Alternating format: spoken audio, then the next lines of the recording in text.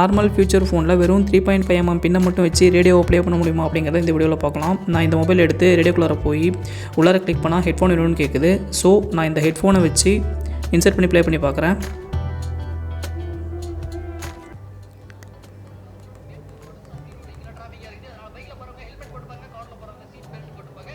அடுத்து சேனலை மாற்றி பார்க்கலாம்.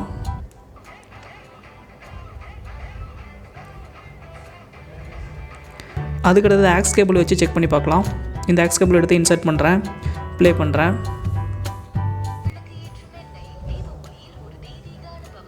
அதுக்கடுத்தது 3.5 mm இந்த பின்னை வச்சு நான் ரேடியோ செக் பண்ணி பார்க்குறேன்.